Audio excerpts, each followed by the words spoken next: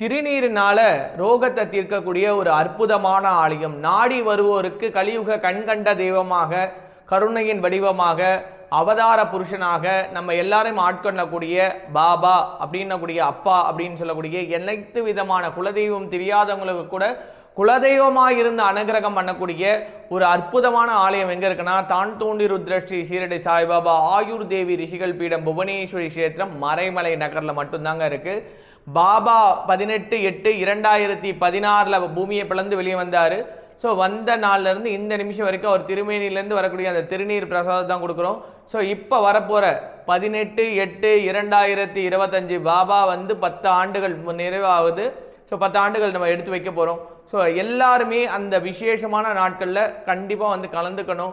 பாபாக்காக சிறப்பு பூஜைகள், அலங்காரம், அதுக்கப்புறம் அர்ச்சனைகள், விசேஷமான ஹோமங்கள்லாம் இருக்குது. அதை பற்றின டீட்டெயில்ஸை ஃபர்தர் இனிவரும் பதிவுகளில் நான் உங்களுக்கு பதிவேற்றம் செய்கிறேன்.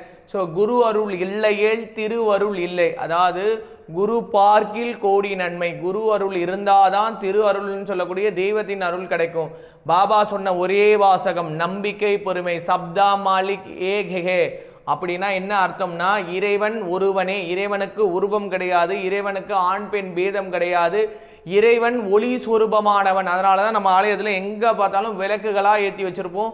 ஸோ அம்பாளுக்கும் சரி பாபாவுக்கும் சரி நித்தியபடி பூஜை இருக்கும். ஸோ இந்த ஆலயத்தில் தூணின்றதே கிடையவே கிடையாது. அவரோட திருமேனியிலேருந்து சுரக்கக்கூடிய அந்த திருநீர் பிரசாதம் எப்பேற்பட்ட நோய்க்கும் அருமருந்தாக இருக்குது. ஸோ இந்த ஆலயத்தில் வரும் 18/8/2025 பாபாவோட 10ஆம் ஆண்டு விசேஷமான பூஜா விழா இருக்குது.